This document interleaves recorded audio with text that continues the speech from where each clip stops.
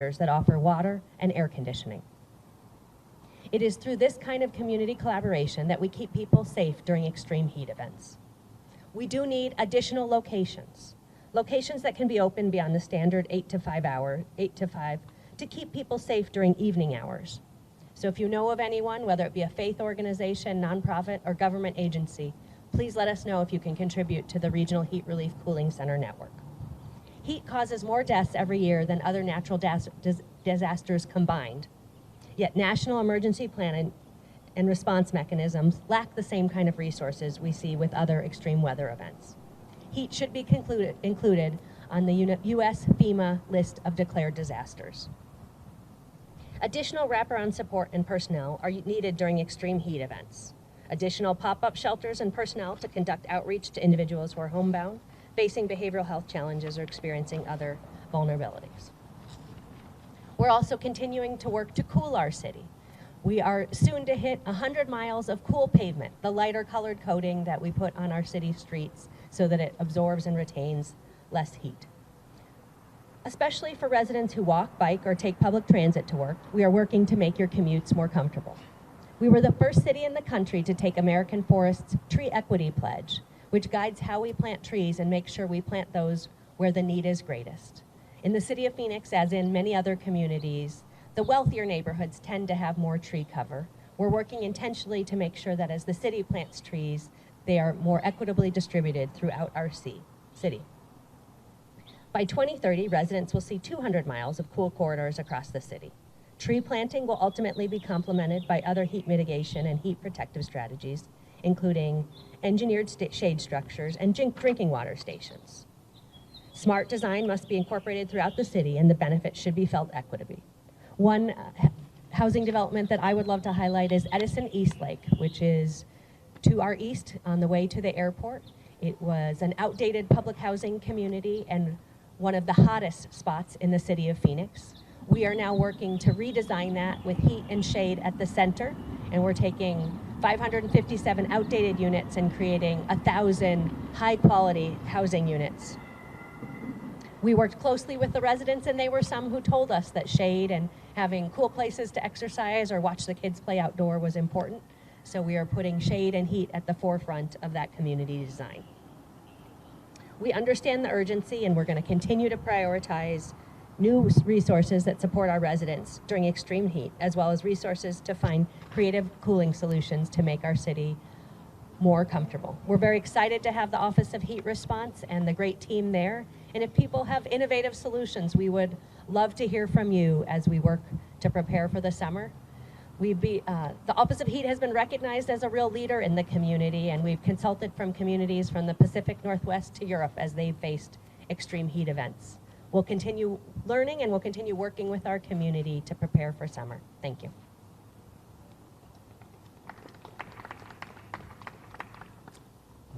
Well said, Mayor. Thank you so much. As the Mayor alluded to, one of the critical threads through our regional collaborative work is recognition that some communities experience disproportionate harms from heat. Our office works with many partners in pursuit of heat equity, focusing investments where they can yield the highest benefits. Vice Mayor Yasemin Ansari has been a leader in that pursuit. I'm pleased to welcome Vice Mayor Yasemin Ansari.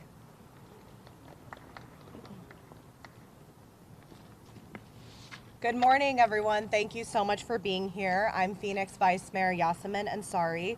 As has been mentioned several times, this weekend we did experience our first 100-degree day. And heat is extreme here in Phoenix and often impacts our most vulnerable residents the worst. Phoenix is the fastest warming city in our country and in most of the Western Hemisphere. It's why we as a council and myself have been hyper-focused on addressing climate change and pushing for policies that pave the way for a more sustainable future. We must lower our greenhouse gas emissions to keep our air clean and to prevent the city from getting hotter in the future.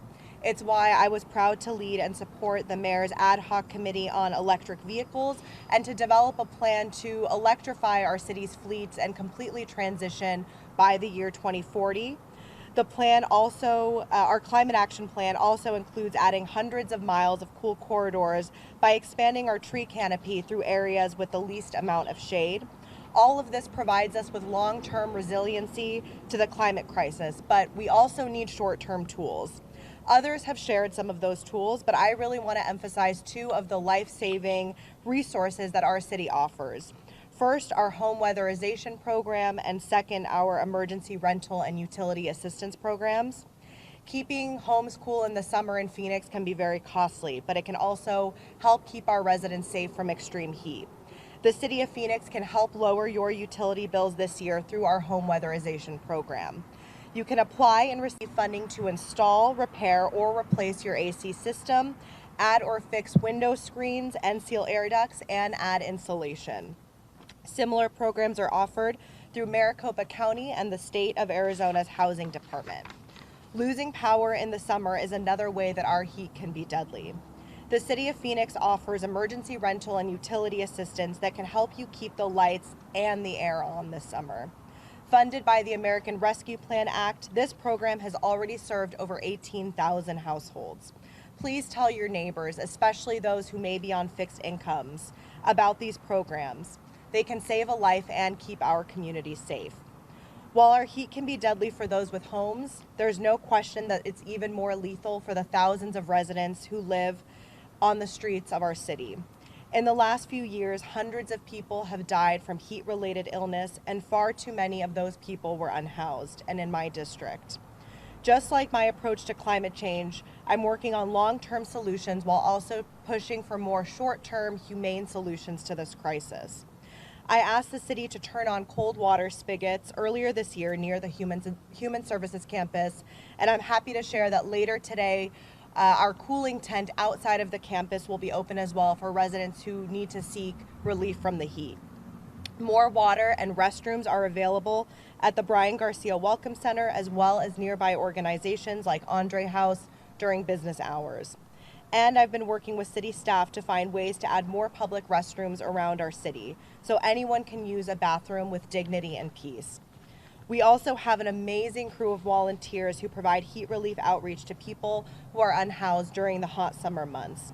My district team and I will be joining them throughout the summer, and I encourage others who have the time and are willing to offer their support in this way to join us.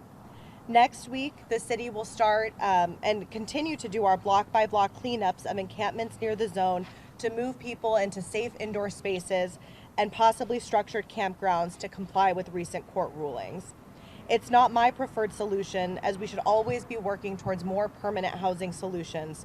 Yet I know residents who have built their community on the streets of the zone have expressed that they would appreciate and benefit from a more secured location, even if it does mean outside campgrounds. I'm also working with city staff to open a 280-bed shelter in the west side of the district, and barring any further construction delays, this shelter will be open late summer or early fall. It's urgent that we provide as many indoor and diverse shelter options as possible.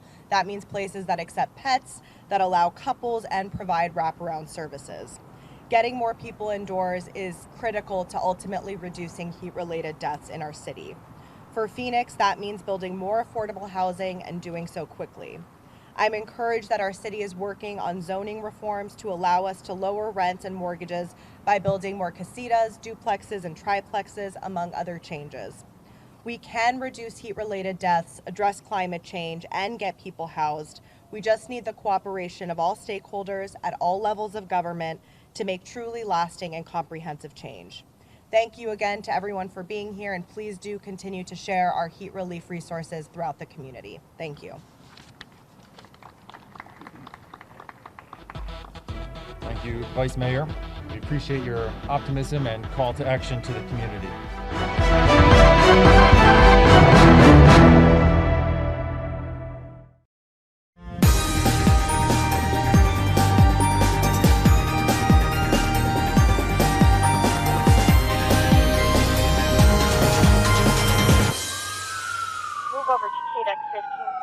Last year, there were 24 heat-related deaths in the U.S. as a result of leaving children in a car. And it doesn't need to get very hot outside before temperatures inside a vehicle become fatal. With infants, with small children, 5 to 7 times greater rise in their core temperature than adults. They can't adjust well and quickly like we can as adults. You got a day like today where we're in the upper 80s. It was 150 degrees inside that car. Officers get here and that's what they see. They are not going to hesitate to force their way into that car. And that's why Phoenix police and fire departments do what they can to get their message to the public. You know, we've shown that demonstration. We actually show our citizens that every year when we do our public safety announcements about children and pets in hot cars. And it's amazing to watch as we put the thermometer inside of a car and close the door and you just watch that temperature go up. It's like something you see on television. We need to get into that car here and now. And so we're going to force entry. We're going to use our tools and acts, whatever we have. Seconds are absolutely crucial and critical. So we're not going to waste time. We're going to get that child out and immediately start our EMS care. But children aren't the only ones who are vulnerable to being left behind. Oftentimes, pets accompany us on errands and car trips as well. Your dog has one way of releasing that heat out of their body, and that's through panting. They don't have sweat glands like humans do. So it's accelerated with them. It's not going to be a survivable space. We actually have a law in Arizona where it is actually illegal to leave your pet unattended in a vehicle that is not running. And we sadly see all too often families that have one justification or another for why they think they're going to be okay.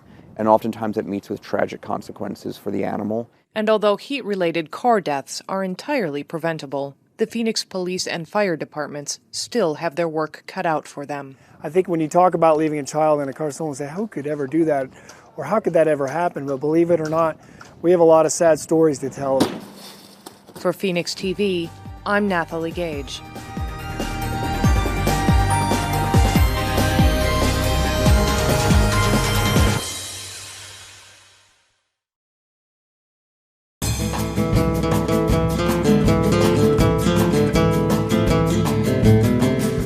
Welcome to the Cesar Chavez Community Center, the City of Phoenix's newest recreation center here in the beautiful Levine Village. Come, I'll take you around. Over here you will see the Cesar Chavez timeline. It's a great piece of work. As soon as you walk into the facility, you can see all the impact that Cesar Chavez has had in Arizona, and it's for you guys to see when you guys arrive. This here is our lovely gymnasium. It has basketball capacity, volleyball, pickleball. We have wonderful courts that are meant for youth and adult spaces. And this is also included in your membership when you register at Phoenix.gov or at our front desk.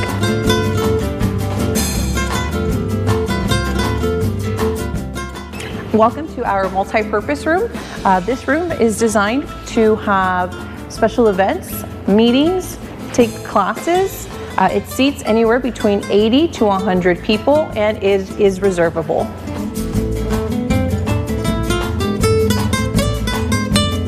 This is our beautiful courtyard, along with lawn games where families can come and enjoy the beautiful Arizona weather. This space is also available to reserve for special occasions and special gatherings.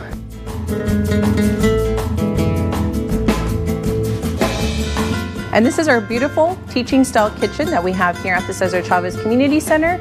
It is designed to teach classes here in our community. So if you're interested in cooking 101 or maybe baking, this might be a good class for you to come and take. We have stoves, refrigerators, microwaves, and I know this will be a great place for you to come and enjoy and learn to cook. And this is our wonderful game room space where it's designed for youth and adults to come hang out and engage in a friendly game of pool table, hockey, or foosball. This is also a great space for parents to come hang out while their children are taking classes here at our lovely community center. This is one of the amenities that is included in your membership here at the Cesar Chavez Community Center. And this is our beautiful upstairs fitness center that is designed with cardio machines, free weights, weight machines, and if fitness is one of your goals, this might be a place for you. Out here, we have this beautiful view of the Estrella Mountains where while you're working out, you can have a great view here.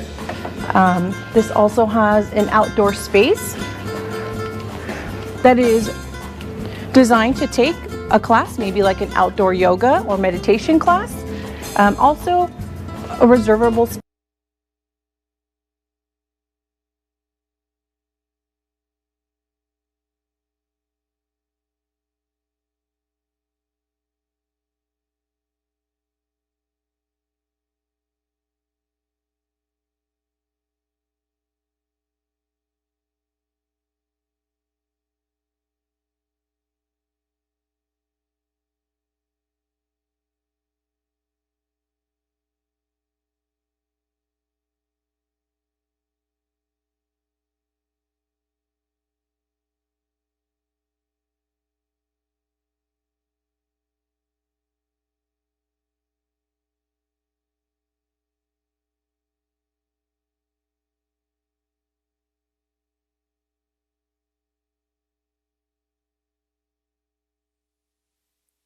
Good morning. Welcome to Economic Development and Equity. Today is, I don't know what today is. It's Tuesday, June 13th, 2023. And good morning. Do we have any call to the public? Chairwoman Pastor, no speakers this morning. Okay. Item number 1 is approval of the minutes. Do we have a motion? So moved. Second. I have a motion and a second. All those in favor, please say aye. Aye. Aye. I don't believe any nays carry. The motion carries. Item number 2, 3, 4, and 5 are for consent. Does anybody need a report? All right. Do I have a motion for consent? I move to approve. Second. I have a motion and a second. Any discussion? All those in favor, please say aye. Aye. Aye. Our motion, I have an aye, so there's no nays. Motion carries. Item 6, 7, 8 are up for information only. Does anybody have any questions? Madam Chair, is 8? I think 8 Oh, is not for 8. information I'm and sorry. discussion. 6 and 7. Sorry. 6 and 7. I would have figured that out eventually. And then we are at item number 8, downtown pedestrian safety. Chairwoman Pastor and members of the subcommittee, for downtown pedestrian safety, we have coming to the table Kenny Knutson, who is our Street and Transportation Director, and Brianna Velez, Assistant Street and Transportation Director. Good morning, Madam Chair and members of the subcommittee. We're happy to here to present today on downtown pedestrian safety. As Ginger mentioned, I have Brianna here with me. She's going to take you through the majority of the presentation. So we'll go ahead and get started. So obviously, downtown pedestrian safety and pedestrian safety in general has been a very big topic for our department and for the city over a number of years through the formation of our pedestrian safety coordinator position in our Office of Pedestrian Safety back in 2018, through the approval of our Vision Zero Road Safety Action Plan last year, unanimously approved by council. So the pedestrian safety elements, especially in our downtown area where we have a high activity center, a lot of things going on, including construction, pedestrian safety is a major concern in the downtown area. So we are constantly looking at ways to be able to improve pedestrian safety across the city, but especially in our hotspot areas and our high activity centers like the downtown area. And so I'm going to turn it over to Brianna to talk through a couple of things we do and are working through in the downtown area. Thank you, Keeney. Good morning, Madam Chair, members of the subcommittee. Pedestrian scrambles are one of the solutions that can be used to reduce our pedestrian vehicle conflicts at signalized intersections. A pedestrian scramble is a type of signalized intersection that stops all vehicles on an all red signal and allows pedestrians to cross diagonally from all intersections at the same time. This treatment ensures that people crossing the street can do so without any vehicle movement through the intersection, thus eliminating any conflicts between pedestrians and vehicles. Typically, intersections with high traffic volumes, high pedestrian volumes, high numbers of turning vehicles, and small diagonal crossing distances are recommended for potential implementation of pedestrian scrambles. With that in mind, in October 2020, Streets installed the first 2 pedestrian scrambles adjacent to the downtown Arizona State University campus on 1st Street and Taylor, as well as 3rd Street and Taylor. These 2 signalized intersections are operating well with the treatment in place.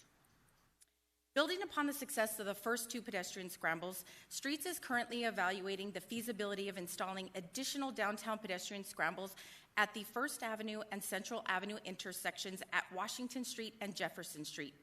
If these locations are determined to be feasible, then the plan is for installation to happen after the completion of light rail construction. Another treatment used by many cities to improve pedestrian safety is the installation of leading pedestrian intervals, or LPI, at signalized intersections. LPIs adjust the signal timing to give pedestrians a 3 to 7 second head start before vehicles in the parallel direction are provided the green signal. The LPIs work to position the pedestrian within the crosswalk to increase visibility and awareness of the pedestrian crossings, to reduce conflicts between pedestrians and turning vehicles. Phoenix has implemented LPIs at 10 intersections citywide, with 4 specifically in the downtown area.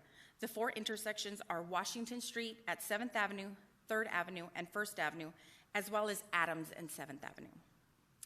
Here is the intersection of 3rd Avenue and Washington Street. You will see that the northbound traffic has a red signal, and the pedestrians on the corner have been given a walk indication, allowing them to begin crossing.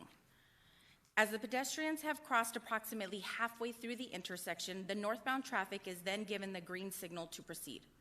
Some of the common factors to be considered for LPI implementation are crash history, pedestrian volumes, vulnerable populations, as well as intersection visibility. And with that, we'd be happy to answer any questions. Go ahead. Thank you, Madam Chair. I'm a big fan of scramblers. I've had the opportunity to visit other cities where they're quite popular, Nashville, and of course Prescott has got the best scramble on Whiskey Row. If you could go back to slide 2 and just kind of highlight why I think it makes some sense. It's not just for pedestrians, but if we go back to the slide, I'm sorry to make you all the way back.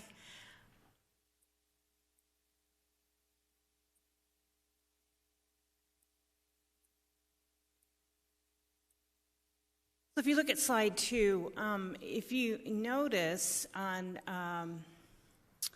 1st Avenue, as people are trying to turn on Jefferson, right now, they really have a hard time, especially during rush hour when people are crossing on 1st Avenue. This really will give an opportunity for cars, too, to move through the downtown area. So I think it really serves the dual purpose. But I'm very happy to see it. I know they've been a success in our other locations, and I am very supportive of this. I think this will be a nice addition to our downtown area, especially as we grow and see more pedestrians.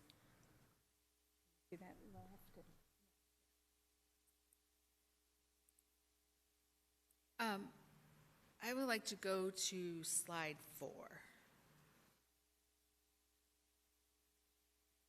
So in looking at this scramble, because another, I don't know if they, I guess they would consider scramble. What they have are crosswalks that go all the way through, or kind of open and diagonal. And it's a true indicator of you can go. This is very confusing to me, and I wouldn't know to do the scramble. So for what reason, why did we choose this over a different diagonal way of doing it? What does it signify? Madam Chair, when we first installed this first installation, it was under a pilot program. And so what we did is we looked at what we thought would clearly show the pedestrian that they could cross there without going the entire length of the intersection, just because of maintenance, right? Because cars continually driving over that. You can clearly see in the picture where the other crosswalks are, that it would require a lot of maintenance. It doesn't mean that we couldn't, and it's something that I think we could go back and take a look at these intersections and implement the full crosswalks. We are in the process right now of developing design standards for scrambles, because this was our first installation that we have and the only installation, and so we're taking a look at signage and striping. So that's definitely something we consider to go back and take a look at this intersection as well as future intersections, making the entire crosswalk width. Madam Chair, if I may add as well, it's not just the striping we have in the roadway. If you look at the corners as well, in addition to having, normally at a normal crosswalk, you have 4 different PED lights, 2 for each direction of travel. And in this case, we actually have a total of 8 because you have them at the diagonal. So if you can see that we actually have 6 on the far side, 2 for the north-south movement, 2 each on east and west of, the north and south sides of the intersection. So it does have another PED light for the diagonal movement, and we also have signage there indicating that they can cross in the diagonal movement as well as the traditional movement as well. So it's not just the striping, we also have signage, and also the indicator lights just allow them to do that. So, but as Brianna mentioned, that we are formulating additional guidelines for this to be able to, as we expand our number of scrambles in the downtown area. I appreciate that. I just don't think the general public knows that. And so when you travel to other cities, it's very clear on how to cross and how to go diagonal. I think of DC. DC has several in Chinatown, and they also have murals there too, but in the crosswalk. So I think we really need to look at the design standards of other cities, or be consistent of other cities, because if we're traveling and we see it and we know, and it's very clear. I understand that this was a pilot and everything, but for the future to add the scrambles. My other question was, I know First Avenue and Central Avenue. Is it Second Avenue or Third, where Fry's and the footprint, I don't know what avenue that is, or street, it's street actually, because we crossed Central. I think that's another spot to look at. Oh, it is, no. Madam Chair, this is actually First and Central, so it would be the one just east of here where right. Fry's is at. So First Street to look at that, because when the Super Bowl was happening, everything was gridlock and people could not cross, because then traffic was just not allowing people to cross, or they were going in between cars. And so I think that's another way when we have these big events, how do we move everybody? So Madam Chair, members of the subcommittee, the one thing we say about that intersection in particular, it's most busy when we have events, obviously, at the Footprint Center. But in those kind of special events, we typically have off-duty police officers who are directing traffic. So the idea of the scramble is just to operate outside of those special event operations where you have that high activity in there. So, I mean, we have considered that one at First Street, but then we were looking at, obviously, when is the high use, and it's usually with an event where we have other kind of traffic control and measure to be able to allow those kind of movements to happen. But we'll continue to look at different opportunities at different intersections. I just think it would be the same way like First Avenue, because the traffic flow is First Avenue or First, or you get further out. So you guys are experts and can determine that, but I would then look at the ranking and how traffic flow moves. Brian, you have anything? I do. Actually, I'm curious about the data that led you to pick the intersections you picked for the scrambles first. Madam Chair, members of the subcommittee, Councilwoman O'Brien, with those ones we were looking, where do we have that built-in movement that's always happening? And with the construction and the continued development of ASU downtown campus, we'd observed, we've heard about the continued school traffic or students' traffic that continue to move from the campus all the way from Concrete all the way over to Arizona Center. And so that was something that was built in. We knew that need was there, throughout the year. And so that was where we thought was the easiest one to be able to try those first 2 locations. So it wasn't necessarily from data perspective. For the scrambles? Yes, for the scrambles. And that's wonderful. I guess I'm more concerned about, as we go into the future and select more? What data will we use? I completely understand from a pilot perspective. Madam Chair, Councilwoman O'Brien, so actually that's a really great question because we have been partnering with NAU and NAU is helping us come up with a process for how and when we implement these. And so they're going to put together criteria, evaluation, and data to help us determine in the future so that we're making good judgment in terms of where this makes sense. And that's for the scrambles? Yes. And will that be the same for the LPIs? And that will be the same for the LPI. And are these generally only used in downtowns? Are there other areas you think that these might be beneficial in the city? So I definitely think there's opportunities, particularly when we are looking at the Vision Zero Road Safety Action Plan, right? This is another tool, and so there could be other areas outside of downtown area that generate a lot of pedestrian traffic or generate a lot of traffic where there are conflicts with pedestrians and turning vehicles and things like that. So I definitely think it's something that could be moved beyond downtown. Obviously, our downtown has the highest number of pedestrians, and so it makes sense to start here, but that's why that document's really going to help us determine if there are other opportunities with a city this large that we could implement some of these tools in the toolkit, so to speak, for road safety. Okay. And I also just want to voice my support for looking at what other cities do so that we're not reinventing the wheel. I think that, you know, folks that I mean, it's not to say we won't have people who just come to Phoenix and they'll have to learn our way, but people who do travel a lot, right, if they can see it in one place, they'll recognize it here, and it'll save us, hopefully, some time and money. Otherwise, I just want to say that I'm excited to see us be putting in more opportunities to make our streets safer for both pedestrians, cyclists, and drivers. So thank you very much for your work on this. Thank you. Appreciate it. Chairwoman? Oh, sorry. Yes. It's okay. Just one question. I think this is great. I'm really excited that we're looking at any possible opportunity to prioritize pedestrians and cyclists in our downtown area. So I really like the idea of more scrambles.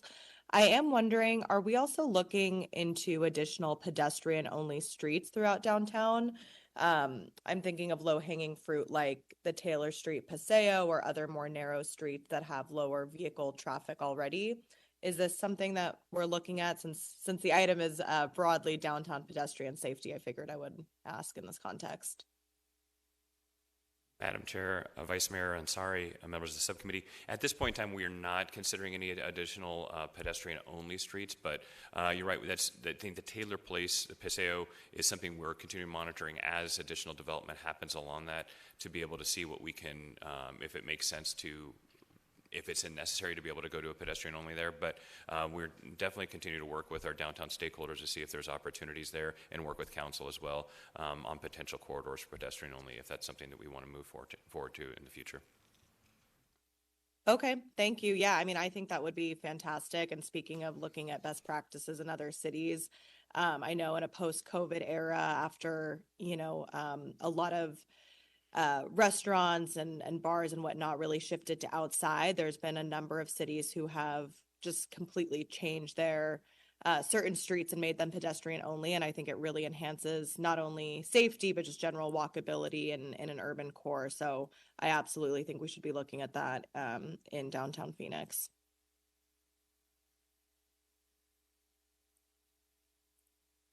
Any other questions?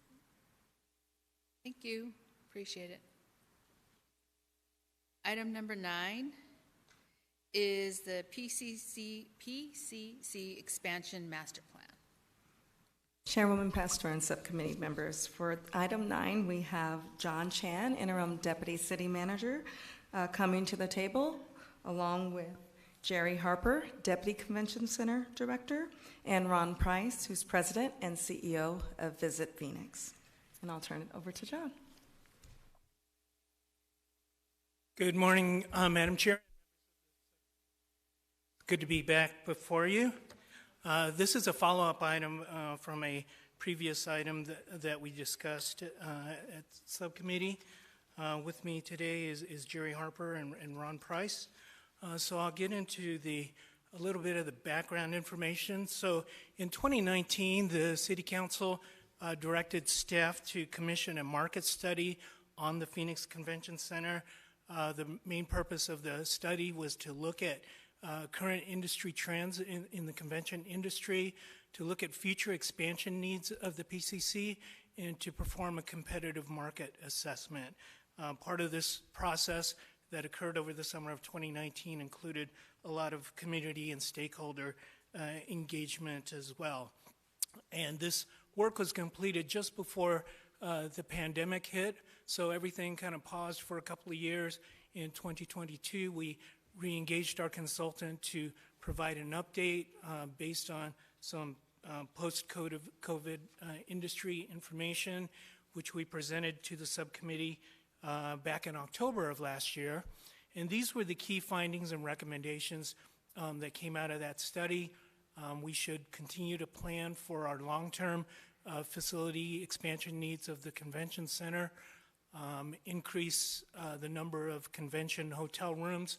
One of the things that you've heard me consistently say when we're talking about the future of the convention center and our industry is that convention centers and hotels go hand in hand. Neither one can be successful without the other, and Ron will add some more information from a competitive standpoint. And then the third component was to initiate a planning effort for the formation of an entertainment district around the convention center as the next step. And while these items, Madam Chair and members of the subcommittee, represent long-term initiatives, today's consideration represents the first step in advancing these recommendations. So with that, I will turn it over to Jerry Harper, who will provide some information on the Convention Center Conceptual Expansion Plan. Thank you, John. Madam Chair, members of the subcommittee, we're excited to share with you the vision that we have based off of the input received and recommendations from the study that John had referenced earlier. This really allows us the opportunity to plant our flag as far as what the long-term vision and needs are for the Phoenix Convention Center in order for us to remain competitive in our market. So just to walk you through where we are and how we got to where we are right now, if you remember phase one of the last expansion of the convention center, it resulted in the opening of the West Building in 2006. That was quickly followed by the opening of the North Building, the new North Building, in 2008. That opening coincided with the opening of the 1,000-room Sheraton downtown, which is in reference to what John was saying earlier about hotels and convention centers going hand in hand. Phase 3 was always envisioned to be the renovation of the South Building. If you remember, we originally envisioned connecting the North Building with the South Building below grade underneath Washington Street. That option is no longer available to us due to the recent completion of the shoring wall project. But as I go through this presentation, I will show you that we still have another option to connect the two buildings if we look towards a convention center expansion. So facility needs, as based on the recommendations from the market study that was recently presented to this subcommittee, we are looking at adding up to 150,000 square feet of exhibit space, connected exhibition space, and that is key because allowing for a connection of another 150,000 square feet gives us the opportunity to have 2 exhibit halls with over 300,000 contiguous square footage, which is important in this industry when you're looking at attracting large-scale citywide conventions. An additional 40,000 square feet of meeting space to support the exhibit space when we have these large conventions, and then another 50,000 square feet of ballroom space, which is also important when you're looking at citywide conventions. Lots of times they need large ballroom space for general sessions, guest speakers, that sort of thing. So another thing that was really important that came out of the study was the need for outdoor event space. As we've mentioned before, we like to take advantage of the favorable climate that we have here in the Valley, and a lot of meeting planners like to do that as well. They love the idea of being able to come to Phoenix in January, in February, and still have outdoor events, especially when you know that a majority of the attendees for these events are coming from cold weather climates. Activate the 4th Street alignment. This harkens back to feedback that we received back in 2019 when we took the idea of a new South building to the public and held a number of public meetings. We got a lot of public comment that we took into consideration. One thing that was consistent as we met with a number of different downtown stakeholders was exploring the idea of reactivating the 4th Street alignment. And you'll see as we go through the proposal how this idea addresses that comment. And then ancillary development.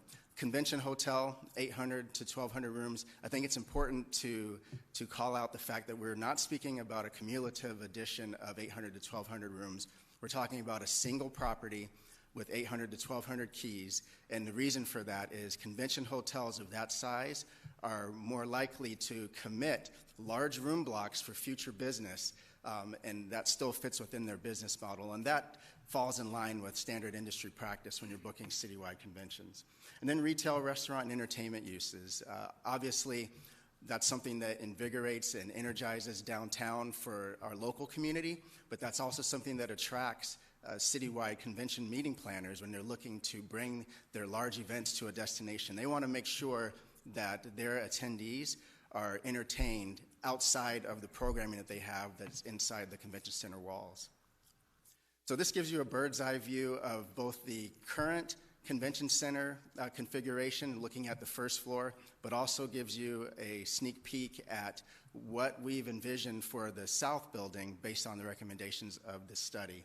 So if you see on the top half of this slide, you can see the current west building as well as the current north building. And I will zoom in to give you a closer look at what's envisioned for the south building site. As you see the dotted lines on this slide, that represents the path of travel for pedestrians. I want to call special attention to the dotted lines that are going across the middle of that block. That essentially is the 4th Street alignment in reference to the comments we received from the public. And what you can see here is the north half of that block represents convention center space, the first floor of that convention center space. On the left side or on the west side, you can see meeting rooms, so 28,000 square feet of meeting rooms. And then on just across on the east side of that, you can see a 50,000 square foot ballroom. Right in between, you see what's labeled pre-function space. That could essentially become a climate-controlled throughway from Washington Street to the pocket park that we'll call, that you see the 34,000 square foot park that's in the bottom middle section of this block. It's not too dissimilar to what we have in the west building right now, which we refer to as the Adams Street alignment, that lines up with Adams Street going between 2nd and 3rd Street. Climate controlled, an atrium type of feel, large ceilings, and something that we think would really very beneficial to the community. And like I said before, also addressing concerns that we received or comments that we received earlier. The other thing that's important to note on this slide is if you look in the bottom left corner, so that would be the southwest corner of this block, we're looking at space for a hotel development. That would be the ideal location for an 800 to 1,200 room hotel. And as you'll see in some future slides, I can point out one other thing that's significant about that location for the hotel. And then just on the other side of the pocket park, we have space reserved. It says residential lobby support, or I'm sorry, residential support, but essentially it's something that we would let the market decide when we get to a point of moving forward with any sort of expansion. And then both of those southern developments are aligned with retail and entertainment options. So this looks at the second floor of that development. And what's key to this is while we do have 28,000 square feet of meeting room space, which is a mirror of what was on the first floor of that side of the convention center development, you can also see a connection, a physical connection from the hotel to the convention center space. That is important because essentially that allows for meeting attendees to stay in a hotel, have direct access to the convention center, essentially to the entire convention center campus without having to step outside. A lot of meeting planners see a lot of value in having that sort of connection between what would essentially serve as a headquarter hotel and the convention center. And then you can see it continues with the hotel development and then residential development on the east side. So this is what I was referring to before as the other option of connecting the south building with the north building, since below grade is no longer available. You'll see a 120-foot wide exhibition bridge. While it says bridge, it is exhibition hall space that could still be used. And it adds 149,000 square feet to the 190,000 square feet that we currently have on the third floor of the north building. When we built the shoring wall, we were able to reinforce the soldier piles on that side of the building to support future development. So that's what allows for a 120-foot wide bridge to go across Washington Street. And if you see just to the left of that, so just to the west of that, you'll see pedestrian access that connects from the north building to the south building as well. And then loading dock connection to the east of that. Another thing to point out is 2 locations for outdoor space. So while I talked about a pocket park, which I'll go into more detail in a couple of more slides, we do have options for outdoor space connected to the building. What I really like about the outdoor function space, the 5,500 square feet that you see on the right side of this slide, is that particular location for outdoor space gives very unique views of Camelback Mountain that you really can't find in any other place in downtown. The outdoor space that you see that butts up against the 3rd Street side gives you option to have nice views of the downtown skyline, as well as any sort of activation that's happening on Canyon on 3rd. So this will give you a 3D view of the development and designs that we just described. So that was the first floor, and this is looking at the second floor. Here you can see the physical connection from the hotel development to the convention center site. And then this shows you the connection of the exhibit hall space, gives you a really good view of the vastness of that exhibit hall space that we were talking about by adding another 140,000 square feet. And then this gives you the rooftop, which shows access to some of the outdoor function space on the 2nd Street side, as well as the beginning developments of the towers on the south side of that block. And this shows the block fully developed with both the hotel and residential development at its maximum height allowed by the FAA. So the next couple of slides will give you a closer look at what I was referring to before as the pocket park. So that's 34,000 square feet between the hotel and the residential development. So one thing that's exciting about this, while not only does it allow for the reactivation of the 4th Street alignment, we also see it as presenting an opportunity for a brand new front door to the convention center. Again, with this being renderings, there's lots of opportunity for where you see the Phoenix Convention Center and Venue sign, whether it is LEDs that could become part of the Legends Entertainment District, an opportunity for signature design elements that are reflective of the signature design elements you see in the west and the north building, but most importantly, you see green space. Green space is something that is desperately needed really in any downtown, and having this space in what could potentially be a highly trafficked area with pedestrian activity could be activated not only by our meeting planners that like to use the space, but also by any of our other downtown partners, whether it's the Phoenix Suns or the Arizona Diamondbacks, with this being located right in between those 2 sports venues. And this gives you a closer look at what that pocket park could look like. So now I'd pass it on to Ron Price, who's the president and CEO of Visit Phoenix. Thank you, and good morning, Madam Chair and subcommittee members. We're very excited to be here. This is an exciting time for us to have this discussion. It's a very important discussion and presentation. We see this as a legacy project for downtown and for Phoenix's convention industry. As you know, we're regarded as one of the top convention destinations in the U.S., and we want to continue to lay that foundation, that we maintain that. And why this is perfect timing is for us to have the opportunity to look around and see what our top competitors are doing. And as you know, our industry is very competitive, just like with any other economic development venture. So taking a look around the country, and you can see here on this slide and the next, what a few of our top destinations are doing. The Dallas Convention Center is going through a major renovation. I wouldn't even call it a renovation. I would call it a scrape and rebuild. And on this slide, it says it's a $2 billion development. The estimates now are ranging this up to a $5 billion development. So they are completely wiping away one of their top economic engines in downtown to build something even bigger and better. The Seattle Convention Center, New Orleans Convention Center, the Colorado Convention Center, and Denver. These are all some of our top competitors. Austin Convention Center is taking a page out of the Dallas playbook, and they are going to do the same. They're going to scrape and rebuild.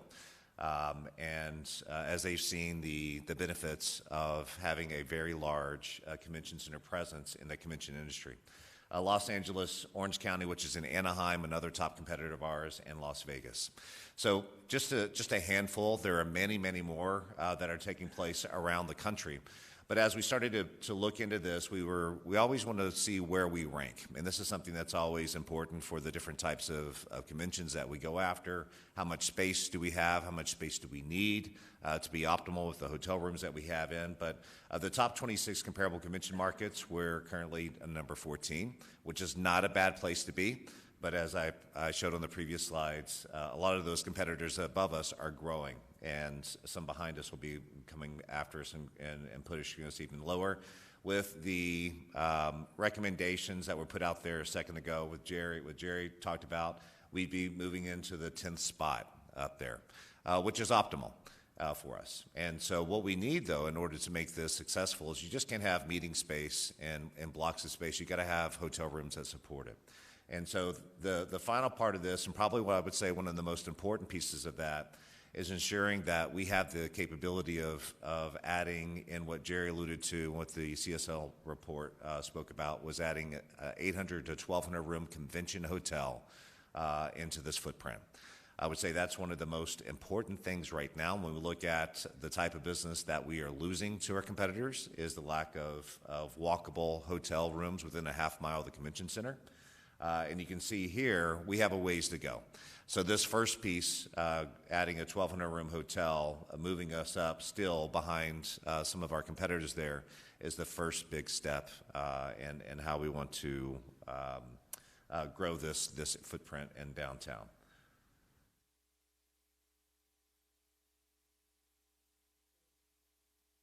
Thank you, Ron and Jerry.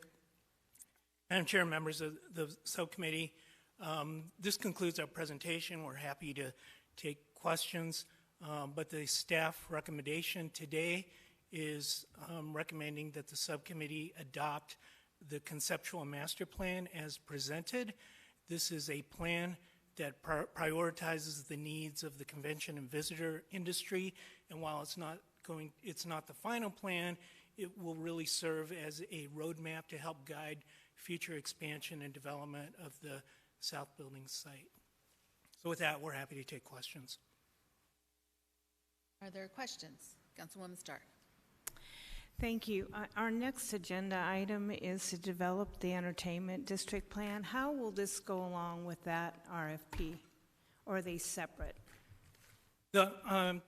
Councilwoman Stark, that's a great question. I would say they're separate but related. So in the market study, one of the things that our consultant identified is that when you compare Phoenix to our competitors, one of the things that we lack as a destination is that critical mass of retail and restaurants and bars and entertainment uses within walking distance of the convention center. So that's one of the things that this entertainment district study will help to look at, to help promote street level uses, to look at how to activate streets and really focus on pedestrian placemaking. So it'll really enhance the investments, the future investments that we would be making into the convention center or hotel properties.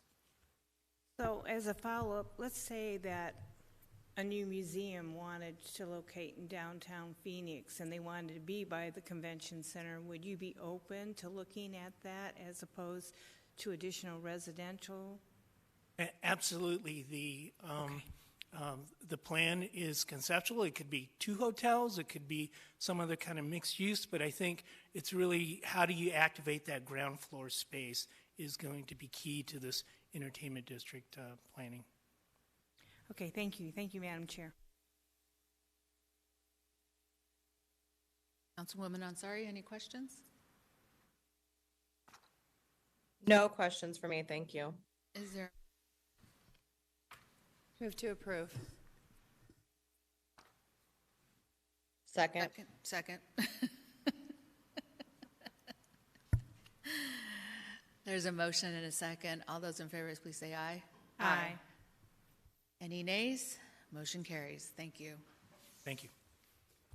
The next item is 10, RFP to develop entertainment district plan. Chairwoman Pastor and subcommittee members, for items 10, 11, and 12, we'll take them all separately, but to present on this item, we have John Chan, Interim Deputy City Manager, Ms. Christine Mackey, who is our Community and Economic Development Director, and Zandon Keating, who is our Deputy Community and Economic Development Director. John? Thank you, Ginger. So as I just commented on, this is really a continuation of the previous item, so I'll turn it over to Chris. Thank you, Mr. Chan. Good morning, Madam Chair, members of the subcommittee. We are here today, as Mr. Chan stated earlier, almost a companion piece to the previous item that you just heard about the creation of a potential entertainment district here in downtown Phoenix. As Mr. Chan stated, one of the items that's come out of the Convention Sports and Leisure Study really does talk about the fact that we have great assets here in downtown Phoenix where we need more, but what we're really missing is the little plastic thingy that holds it all together. Joining us here at the table is Gretchen Wolf, who is our Special Projects Administrator over procurement and other items. Just wanted to make sure that she joined us, was here. I'm going to turn it over to Zandon Keating to walk you through staff's concept and seek your guidance and consideration of moving forward. Zandon? Thank you, Chris. Madam Chair, members of the subcommittee, so this really does dovetail really well into the last conversation about the market feasibility study. So as you know, that study originally came out in 2019. There were 3 big things, just to sort of recap the last presentation, that came out of that were needed to really take the convention center to the next level. Those being the 800 to 1,200 hotel room spaces, additional convention center space, as well as this entertainment district, as Chris noted, the little plastic thingy that kind of pulls everything together. And so that's what we're here to talk about today. So let's see here. We'll go to the next item. So staff is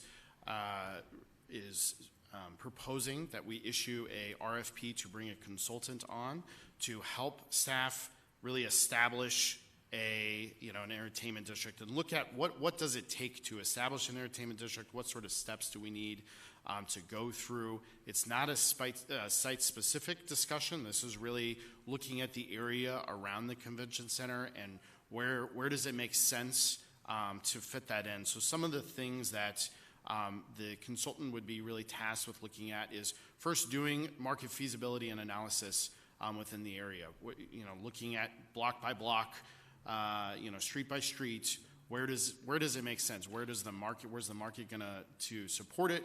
Where is it feasible to add some additional entertainment options? That sort of thing. And that goes along with that land use evaluation. This entire area is already built out. There's things that we can do to modify and to make it better, but that land use evaluation will really assist in that regard. Stakeholder engagement is a big piece of things. We have a really passionate downtown community full of residents, business owners, other groups that are very, very involved and in downtown. So that's going to be a big expectation for our consultant. And then, of course, that goes along with that is that plan development. So where does it make sense, the location? Are there code modifications that are needed to help facilitate this this along. And then, of course, the implementation strategy for creating an entertainment district. And with that, I'm going to pass it to Ms. Gretchen Wolf to talk about the RFP information. Thank you, Zandon. Madam Chair, members of the subcommittee, this is the fun slide, the procurement slide. I know it's the one you've all been waiting for. We are proposing minimum qualifications. We want to be sure that the consultant selected has the expertise to get done what we need done. So we're looking for 5 years of experience providing entertainment district consulting services. And then for our evaluation criteria, this is our standard criteria for professional services. So we want to look at the qualifications and experience of the primary consultant. That is going to be working directly with city staff. And then looking at the approach to scope, the proposers, qualifications and experience, and then of course fees.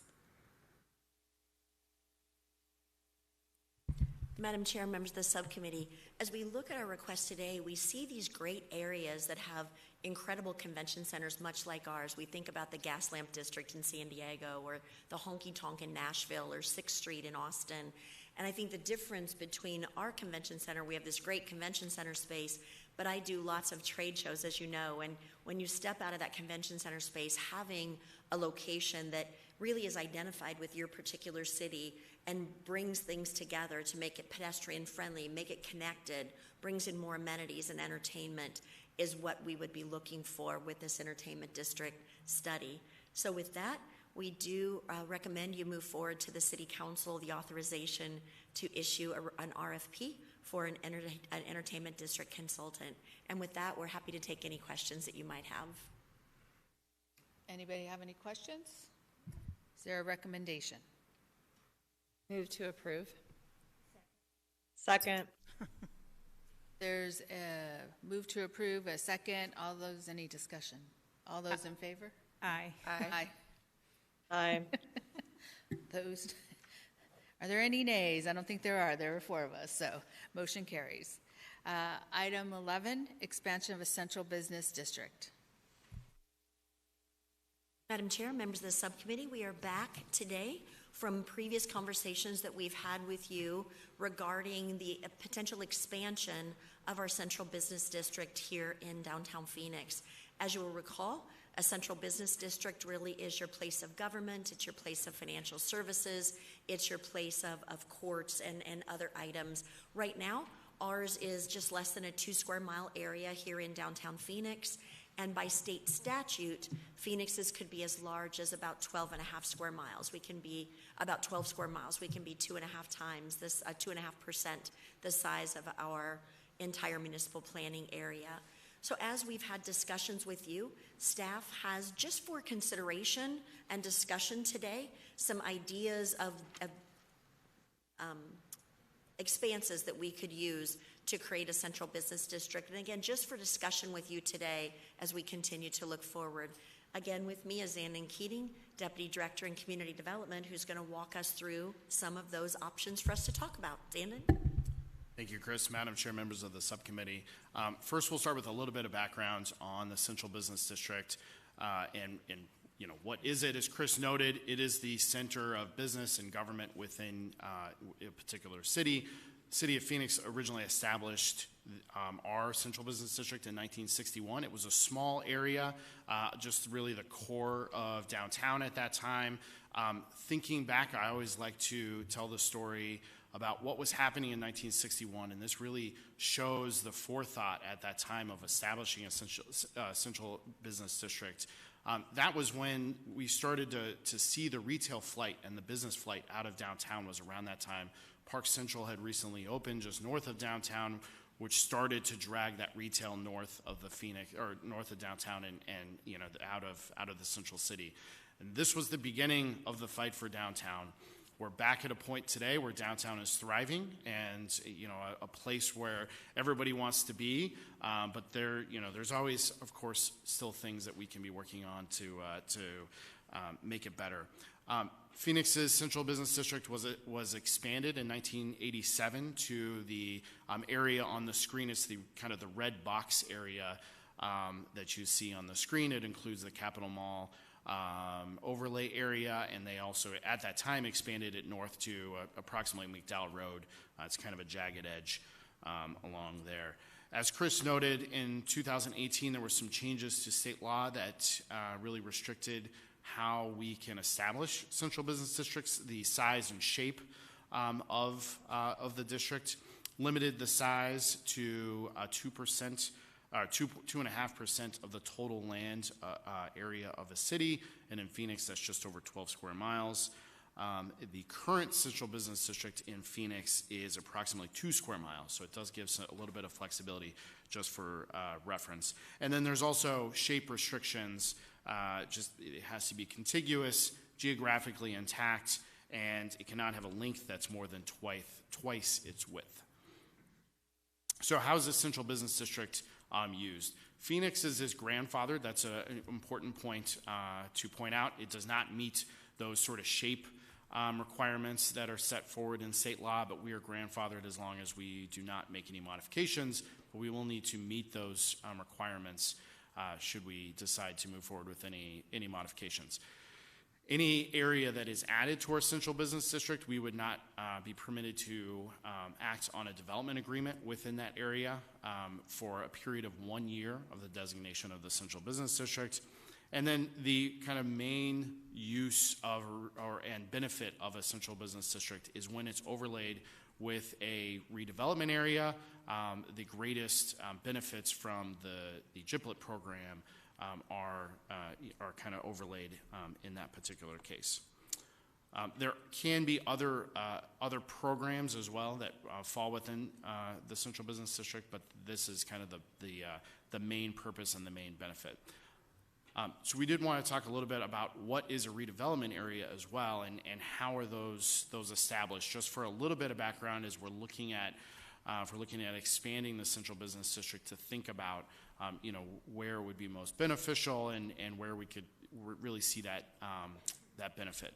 So a redevelopment area is an area in which conditions of slum or blight exist within the majority of properties within the redevelopment area. Does need to be designated by City Council.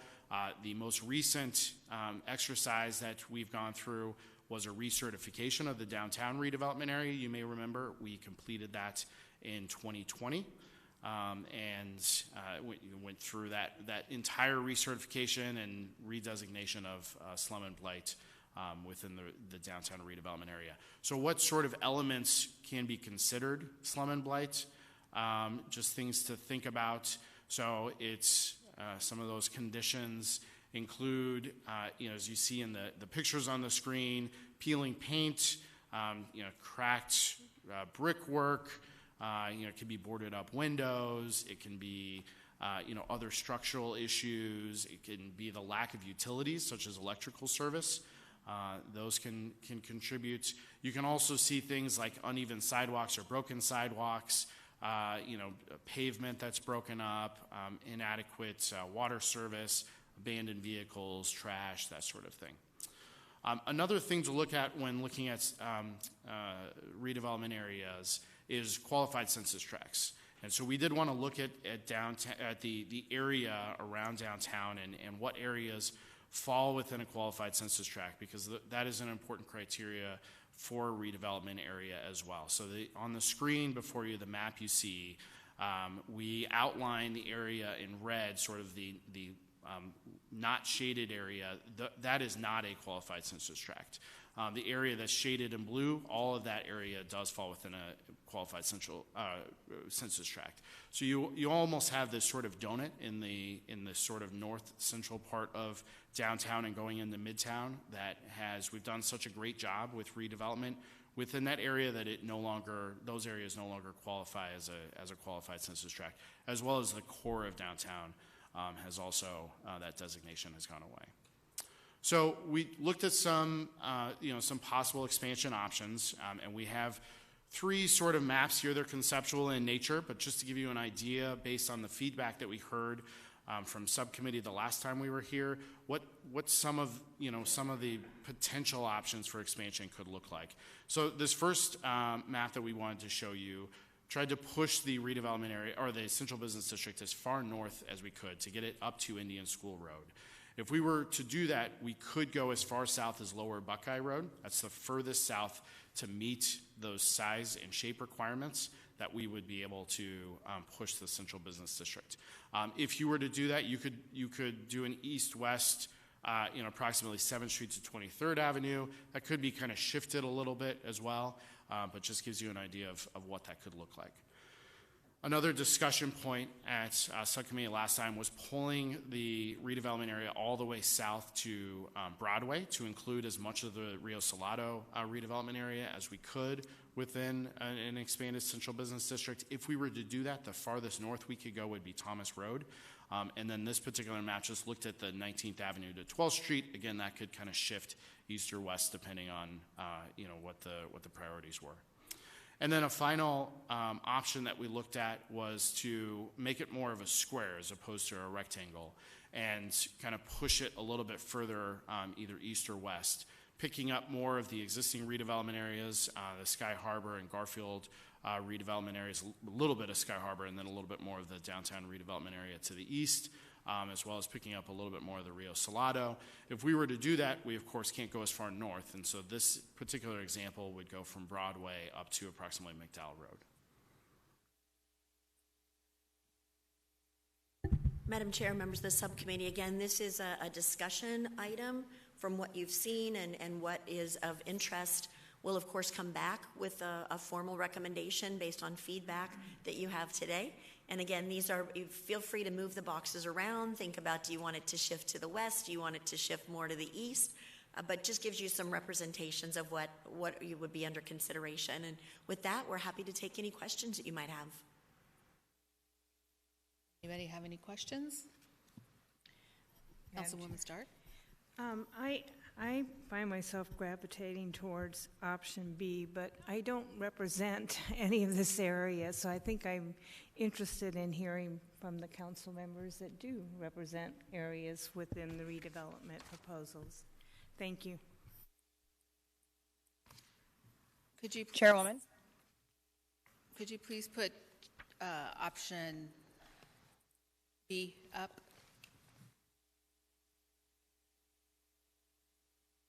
Yeah, I'm just putting up option B. Okay, Councilwoman Ansari. Thank you. Yes, I agree. I think it's critical that we make the tools that come with the central business district available to areas that we know will really benefit. So I think including more of the warehouse district, the Rio Salado redevelopment area, South Central, and the Capital District would be great. I think any expansion that does not include those areas would be a missed opportunity. So I definitely lean towards B, and I also like C as well. Go ahead. Can you maybe outline some pros or cons, if there are, between doing B or C? Again, I don't represent, as Councilwoman Stark said, this area, but I tend to lean towards C, but would love to hear some more about the differences between the two. Absolutely. So as we look at option, if we looked at option B as we move forward, there are some really interesting areas for redevelopment that are along, even if you shifted it a little bit to the west or along 23rd Avenue, as you get a little closer to I-17. But I think as you look at the area around Grand Avenue and you look at the area around the State Fairgrounds, and you look at, and not the State Fairgrounds itself, but areas to the west of the State Fairgrounds. Over the next, we look at our central business district that was created in 1961, and dare I say it's actually older than I am, which not by much, but it is. We look at the city's future. We're not looking at what we think we can accomplish today or tomorrow, but what can we accomplish in the next 10 years, in the next 20 years. And as we look at those areas, I think there's some really great areas for potential redevelopment in those areas where we could get an RDA in those areas. The downfall, of course, is, as Zandon showed you at the beginning, is you've kind of got that hole in the donut where the city's done such a phenomenal job of redevelopment around Park Central Mall and the areas to the north along as we get closer to Indian School. those, because of the lack of a qualified census tract, meaning that the poverty in the area is not as significant as other areas of the city, it gives us less opportunity to use the tool in that area. So, you know, pro and con, we've got these great things to the west of this particular area that I think are our next movements for economic development as you go forward. And I think this grabs in, as you see it on B, it grabs in so many neat things in the Rio Salado, in the aviation land reuse area, in the warehouse district, in areas along East Lake that are moving into redevelopment. So giving us, I know as I speak with you, I know a lot of you would like to have the tools that we've used to cause redevelopment in Midtown and downtown in the western area. So kind of getting it to move a little farther to the west is something I've heard. On option C, it is really incorporating all of the redevelopment areas that we have today. So it is a great opportunity for utilizing the tools we have in the more immediate future.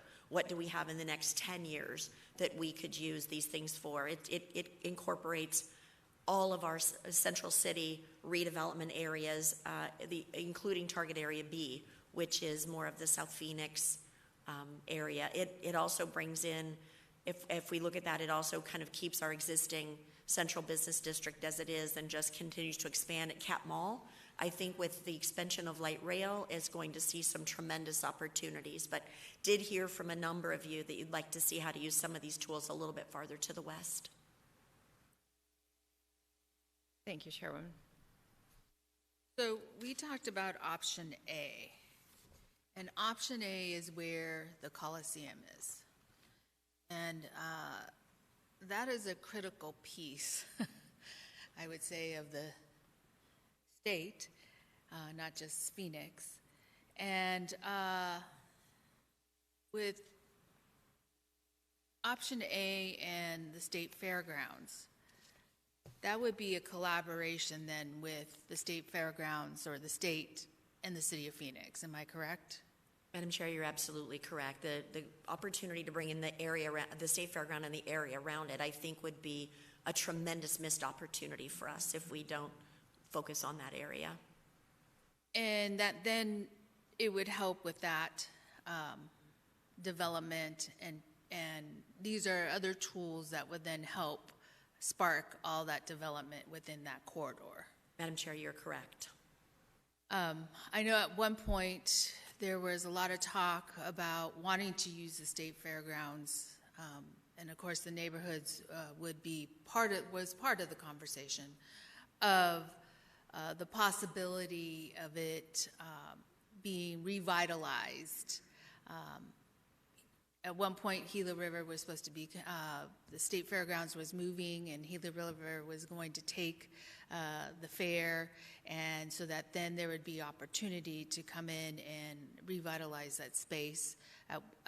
Before 2020, Mercury's was supposed to be playing in there because of the renovation. There was a possibility of the Coyotes using that space and revamping it and looking at it. So I guess my question to you, Chris, you chose option B versus option A would bring revitalization. I understand west and going south. What is between the both, what are the advantages, or which one has the better advantage? Madam Chair, it's a great question. As we look at option A, to your point, it does include the state fairground, it includes the areas that develop to the north, and by our quick kind of calculation, looking at the area, doing some driving in the area.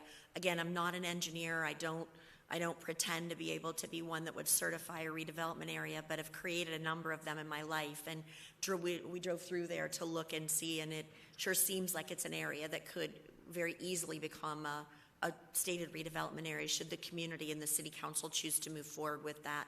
So I think that state fairground is a critical portion of that. As we look at option B also brings in the state fairground sites and the area that's around it. So I think as we look at option A, we're going a little farther to the north. We get that donut in it where we're not going to be able to get any redevelopment areas, so the benefit of the central business district might not be as great, because that, if you remember at the beginning, it showed that thing that went to Indian school and kind of was the box in it. Let me go back there so you can, there it is. As we look, you'll see that on Indian school down to just about McDowell, and we look at those qualified census tracts that's there, but we look at where the state fairground is, and we think we can get the areas just around the state fairground. When we look at the next slide, you'll see going up to Indian school in this area, the chances of getting a redevelopment area companion piece with the central business district might be more challenged. The city's done amazing jobs of redevelopment in District 4 in this area. But if we look at B should be able to meet our goals. We get farther south to Broadway, we get the state fairground in, we come just a little bit farther south of the area that can never be, probably will never be a redevelopment area, probably not in my lifetime, and get the state fairground in. And we can shift east or west to make sure we incorporate all the areas of importance. Thank you. Councilwoman O'Brien. Could you go back to option A, please? I guess based on just some of the conversations and looking at the maps, and because I'm one of those, I'd like to see it go a little farther west, because I believe the city of Phoenix has long kind of ignored the west of I-17. I realize this isn't west of I-17, but it's a lot closer than some of the other maps. But I also understand what you're saying about the redevelopment areas. Could we not take this map and shift it so that it goes to McDowell? Like on B, it goes only as, or sorry, Thomas, I said the wrong one. Thomas, but have it go over to 23rd, so that it's kind of a 23rd to 7th Street, I think, but Broadway to Thomas. So it's a mix of the two, gets us a little farther west. I don't know if Vice Mayor Ansari has any thoughts on that, but I think that would be, in my opinion, the best option. Madam Chair, Take out. Councilwoman O'Brien, we'll stay on option B here just for simplicity's sake, but going to Thomas, this one could certainly be shifted to 23rd Avenue all the way to the west. It would just end at approximately 7th Street on the east, but it could certainly be shifted in that way. Okay, yes, thank you very much. Yeah, I think that might be a good compromise, so to speak, for getting us a little bit more to the west. And I also think we need to have the discussions with our state counterparts to make sure that, I realize it falls in all of our maps, but, if we're going to go down this path and update our Phoenix Central Business District, I'd certainly love to know that our state partners want to join us in helping us. Madam Chair, Councilwoman O'Brien, Madam Chair was correct. There was a movement by the state to look at the potential redevelopment of those areas before COVID. That went forward. They did some outreach and marketing with the state fairgrounds and ran an RFP that eventually, as we understand it, was stopped.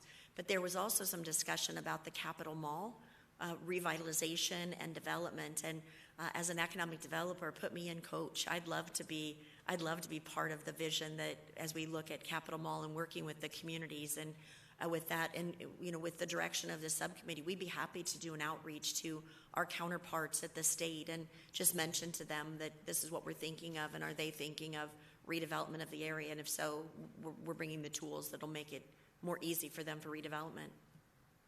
I personally think that would be an excellent idea. I think as my counterpart, Councilman Waring, said, maybe it was the last meeting, if we're going to have the asset, and I realize it's not our asset, but they are assets that are in our downtown, we should partner and we should make them everything that they can possibly be for all of our citizens. Thank you. So, Councilwoman Stark. So if we were to shift, and looking at option B, shift to 23rd Avenue and shift west from 12th Street to 7th Street, would we still be able to qualify under the guidelines of what constitutes the central business district? Madam Chair, Councilwoman Stark, yeah, so we'll take this back and, based on the subcommittee's direction, really start to map it out parcel by parcel and figure out exactly where those lines lie. But yes, we believe that 23rd Avenue to 7th Street would meet the state statute. I think that would be great. I'm glad the chair brought up the fairgrounds. I think that's a valid point that we need to include that. And because Garfield and Good Sam have their own redevelopment areas, I think they are probably already well served. So the shift would make some sense. And then looking at the data, I'm sure you'll work with planning to make sure we make all the census tracts work. And perfect. Thank you. Thank you, Madam Chair. Madam Chair, Councilwoman Stark, we don't move forward on anything like this without planning at the table and ensuring that we're making all the right moves. It's a partnership between us, neighborhood services, and planning. So let me ask this question. Can it come back by the last, I think it's June 28th meeting, and then you could have the map ready then? Madam Chair, absolutely. We'll make it for your June 28th agenda. Councilwoman Ansari? You have any I'm good. I'm good with that compromise. I think as long as the west and the south, the Rio is included in there, I think that sounds good to me. Okay. Chris, I have a question. On the state fairgrounds, would a giblet be, could you use a giblet on the state fairgrounds? Madam Chair, members of the subcommittee, we would have to do an analysis of that particular area and see from a qualified sentence. The easy answer is yes. It would be able to qualify as a giblet if a redevelopment area is able to be created over it. We'd have to look at the houses to the east and the houses to the north are absolutely lovely. You wouldn't be able to put the houses in Encanto in a slum and blight district, but if you kind of use the boundaries of the state fairgrounds and went around it and brought in Grand and the areas to the south that are a bit more challenged, let us, by the time we come back on the 28th, we can kind of play with that and have those answers for you. I was just curious. Yeah, you know how I feel. I think that we would be able to make that happen. As I think about the boundaries, we played with it once 5 or 7 years ago to see how we could bring in the state fairgrounds. You know me, I'm willing to try to develop anything that's not nailed down. And we were playing, just our staff was looking at how that could fit, and we thought we could get in that vicinity. Okay, I was just, because I know the surrounding neighborhoods around it want to see something great happening, want to revitalize it, also want to preserve it, because pieces of it is historic, and be able then to have that conversation. I think we're in a space with the state that it's a little friendlier to listen to the neighborhood, but also then create and craft and have a vision of what it looks like and put it into play. So that's what I was sitting here thinking. I hadn't thought about it earlier, but I was sitting here thinking and saying, okay, this could be another one of our key gems within the city of Phoenix. So any other questions? Thank you. And in these maps, you have 2 key gems. You have the Rio Salado, too. So that's correct. It will be awesome to see. So thank you. Next item. I don't know what my next item is. It is the development agreement? Yes. Okay. And that is item number 12, I believe. It is. Lost my papers. Item 12. And drawing. Yeah, Astra Giblet. Madam Chair, members of the subcommittee, we are here today to talk to you about the potential development agreement with a project known as Astra. It is on the east side of 2nd Avenue, just north of Van Buren. This is a project that's submitted through the City Assistance Program pre-pandemic. In fact, it was one of the projects as we came forward to council. We had the discussion on creating the new giblet policy that council wanted to ensure that we were leading the development opportunities coming forward as opposed to being told what the developer was willing to do. We did put the Astra project on hold back then and did not bring it forward for full council consideration. As as the council has so thoughtfully created a new GIPLET policy in 2022, Empire Development came forward and asked for the reconsideration of the application that they've submitted. With me again today, Zanon Keating, Deputy Director over Community Development. Zanon is going to walk you through the project, the request of the application, and staff's recommendation for consideration. Zandon? Thank you, Chris. Madam Chair, members of the subcommittee, we'll first start off with a little bit of background on the location. So this site is on 2nd Avenue, just north of Van Buren, a little bit south of Fillmore. It's a mid-block lot. You'll notice on the map there's a parking lot or a parking garage directly to the south. That is the city-owned garage that the city purchased as part of the former Wells Fargo building purchase for the new police headquarters. The YMCA is immediately to the east of the building. This is kind of an older aerial. Arizona State University's Fusion on First dorm room is just sort of to the northeast of this site. So give you a little bit of orientation of the site. It is not a large property, especially for the project that you're about to see. It is a 2.18 acre site, so it is a small infill location within downtown. But even within downtown, 2.1 acres is actually a very large site because many of our sites are much smaller than this. Currently, a surface parking lot that is serving the YMCA primarily, as well as the ASU Fitness Center to the east.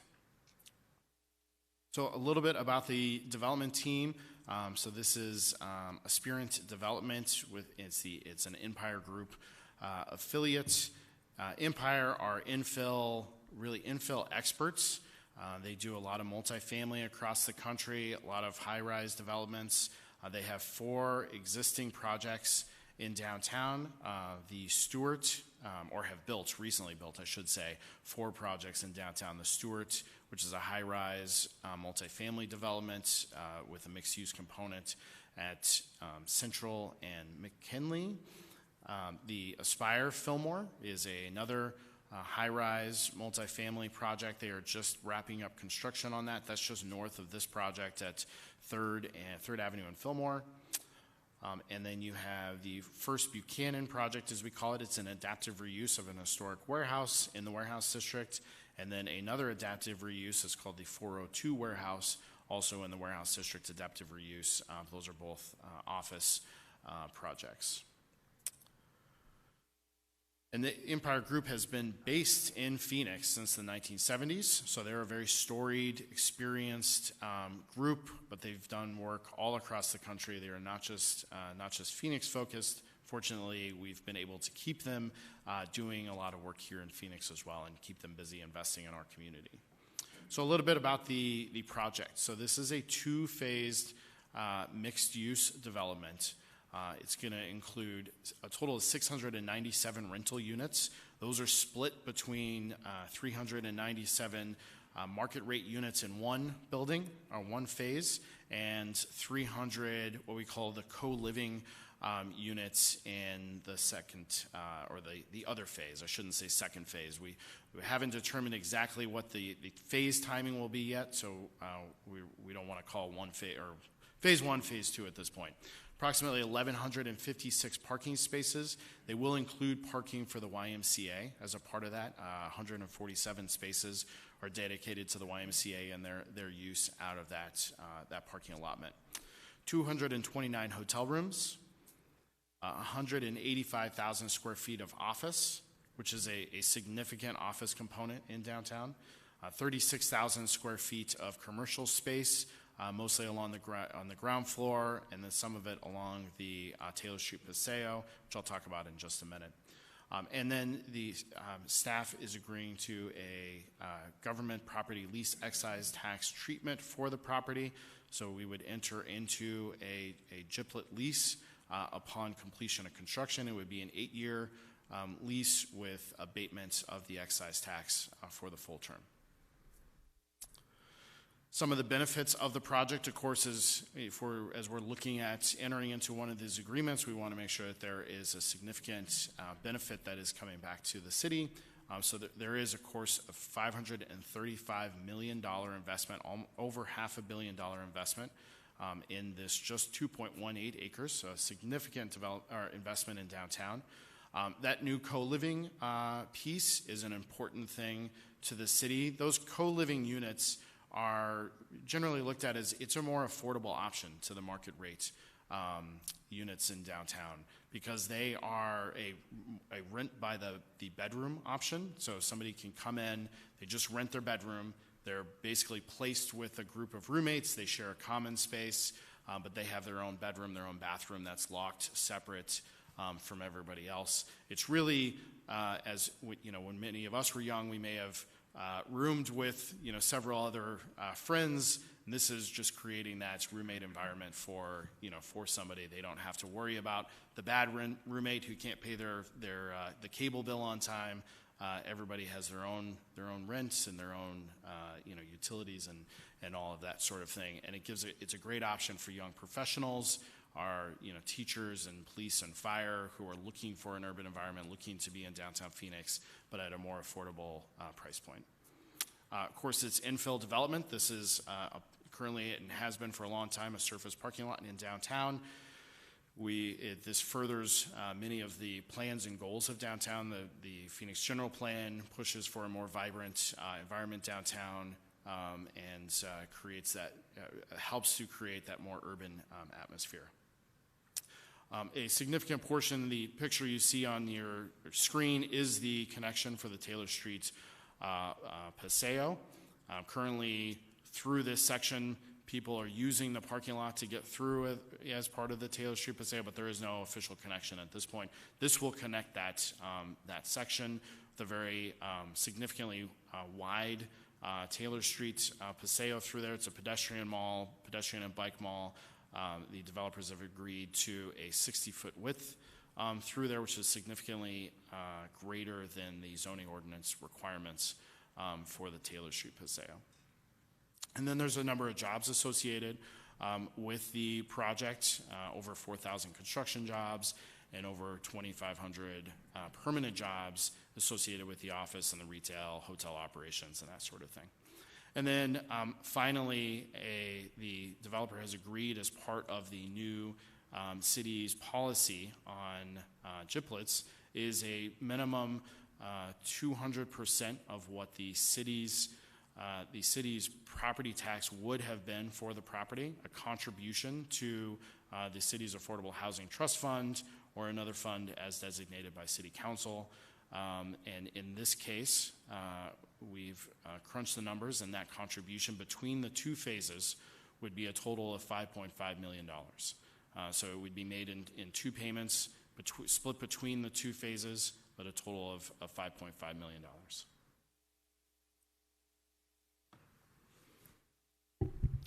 Madam Chair, staff does recommend this subcommittee move approval to the full City Council for consideration of the development agreement with the project known as Astra. And with that, we're happy to take any questions you might have. I actually have some public comment, so I'm going to do that first. Joan Ketchler.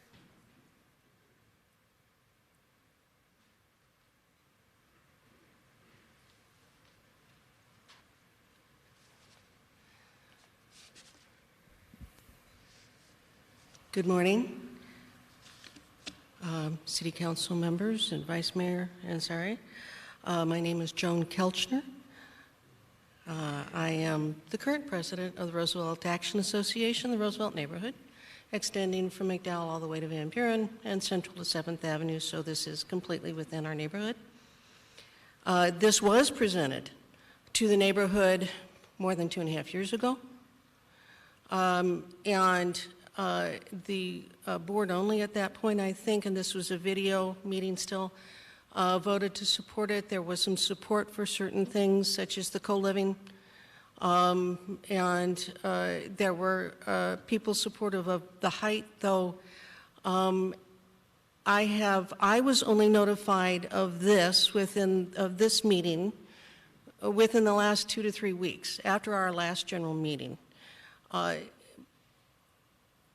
This meeting, I'm going to have a board meeting tomorrow. The rest of my board, a number who have been on vacation because it's June, we'll be hearing this for the first time tomorrow. The next general meeting is a week from today. This has not been presented yet, again, to our neighborhood, and as you know, we're very involved in this kind of development. I did attend the Downtown Voices meeting on Saturday. I saw some of this, and what I saw was this. The project that was presented to us before is not the same project that we're looking at now. The architecture is considerably different. I think the height is much higher, though I can't see a height listed on the previous picture that I have of a site plan. This height extends up to 541 feet. When I was on the Planning Commission a number of years ago, we established height limits for buildings downtown, and that wasn't just design review. At the time, there was somebody wanting to build the world's highest building on Central Avenue, and everybody realized that would be in the flight path of planes coming and going from Sky Harbor. That's why we put those height limitations in there. This exceeds those height limitations. I haven't yet had time or been able to figure out why they're exceeding the height limitation. It is a different architecture. This architecture, I think, is going to have some problems with the neighborhood. The treatment of 2nd Avenue is going to have some problems. We obtained a grant a number of years ago to do landscape and beautification of 2nd Avenue. We haven't heard yet, and there were questions even on the first presentation more than 2 years ago about how they were going to maintain that. The co-living, I think, was very well accepted and will be again, because affordable housing is something that we are beginning to feel, very stressed about. We need a lot more of it downtown. The giblet is something that's going to get some consideration. There was a lot of discussion at the Downtown Voices. Downtown, we feel that giblets have been used rather more frequently than they should be. And some of the buildings are not what we hoped they were when they were built. We don't know that we're getting enough out of it for our neighborhood here. The height, some people feel is, I'm sorry, can I finish my sentence? I gave you one more minute.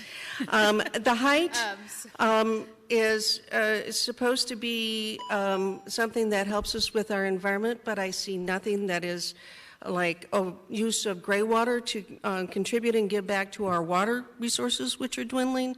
There are no solar panels. There's no other discussion of environment. Thank you. Okay. Okay. Okay, thank you. And then our next public speaker is Nick Wood. Madam Chair, members of the committee, Nick Wood, Snell and Wilmer 1, Arizona Center, and I represent Aspirant. This project began in 2018. Obviously, because of the size and the scope, we did a significant amount of outreach. But one of the things that we needed to do was change the downtown height map. Right? We had to do a text amendment because we were limited to 525 feet. So we filed that. In addition, we had to do an amendment to the general plan in order to move the alignment for the paseo that now goes between our two buildings. So as we went through that process, we raised the height, basically to accommodate the height that we have right now.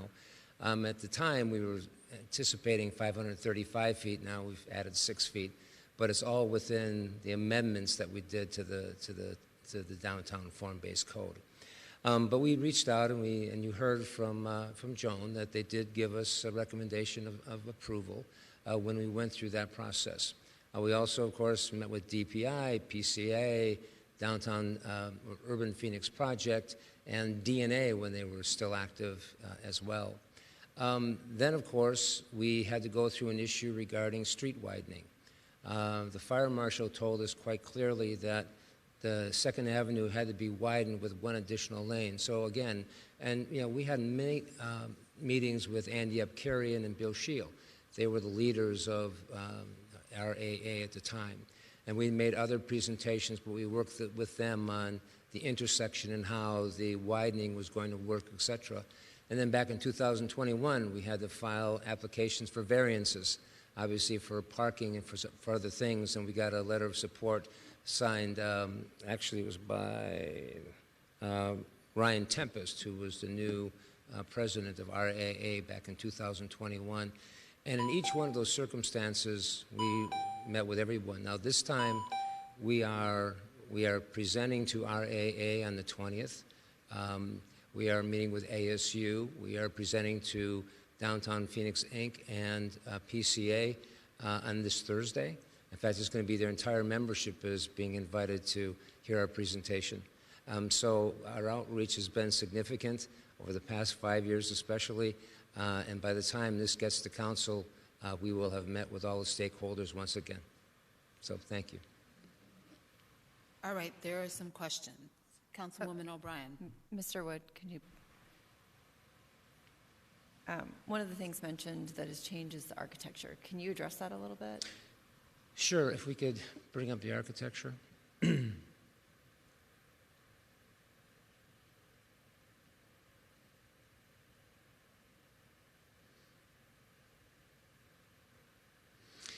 So as you can see, we had some, for example, one component that was going to be the office component, because there's almost 200,000 square feet of office intended to be here. In the southernmost building, they had actually included a component that extended beyond the walls. But when they started working on costing all of this out, because over time, of course, things have gotten much more expensive. And as they started to look at what it was going to cost to build the original design, they actually, this is actually an improvement, but they had to change it. But you know, the buildings are essentially the same. As you can see, the nearest building there, the shorter component is the hotel, a four-star hotel. And then the taller component, of course, is apartments. And at the ground level is going to be the hotel lobby and the lobby for the residential. And then the building that's beyond that, that's the combination of the office, significant amount of retail, as well as a co-living, which, you know, we did ex-social, and that's been a tremendous success at 2nd Avenue and Van Buren, and actually started to do the second one, so we're helping them with that as well. So the architecture has changed, but the basic design is identical between building heights, et cetera. Thank you so much. If I recall the architecture, something was sticking out, or I don't know. It was a little ambitious. Yeah. I remember the architecture then, and I thought it was into the future, I guess is what I said. There were questions about the height. Chris, can you explain the height? Madam Chair, members of the subcommittee, absolutely. From the initial submittal that we received on this project, Mr. Jacobs had always expressed a desire to have this become the tallest building in downtown Phoenix. This is 44 stories and intends to continue to be that same 44 stories. It does add, it's a slightly bit higher, not significantly higher than the original applications. Anna, do you want to clarify that? Yeah, Madam Chair, members of the subcommittee, yeah, the height is roughly the same. It's just a few feet taller, but it's roughly the same. And the other question that I heard too was about the airport flight paths. This does not conflict with the airport flight path. I also heard about gray water maintenance. Is that all? I'm asking if there is an agreement on how things are going to be maintained. We start off with very ambitious landscape, and then little by little over the years, the landscape disappears, and then we're having a heat island effect, and so I think that's a concern. I don't know, the gray water piece, is that part of this to capture that, since we are in a water situation, so. I'm Madam just Chair, as we look forward, it's something we would be more than happy to discuss with our water department and the developer for opportunities. As you know now, our gray water actually goes back into our wastewater management system. It gets reprocessed by the city and refed back into other areas of gray water. IDA in downtown Phoenix has done a capture system that they are repurposing their water on site. So we would be more than happy to have that conversation. And by the time we present to RAA on the 20th, should their board agree to accept the presentation, then we would have that answer for Dr. Kelchner by that time. And Madam Chair, we'd come back to you and the subcommittee members between now and the council item, should you choose to move forward for that consideration. We can talk to the developer also about the solar options. And Madam Chair, you make a great point. We see that in so much of our walking around the city. It starts out with this ambitious, beautiful landscaping that mates up to the city right-of-way, and over time you see things start to die, they don't get replaced, they start to become more dilapidated. With the GIPLET, with a development agreement, we can incorporate that, the maintenance standards of that landscape in our development agreement. It gives us a tool with some teeth to be able to work through. I will share with you that Mr. Jacobs and his projects that he's done to date has really enhanced the landscaping, particularly around his historic buildings in the warehouse district. The landscaping was just dilapidated when he purchased the two buildings, and he's really done a beautiful job at updating the sidewalks and adding new trees and shade and landing spaces. But we could absolutely put that in the development agreement, that there is that requirement for that standard of landscape maintenance. Nick at the mic.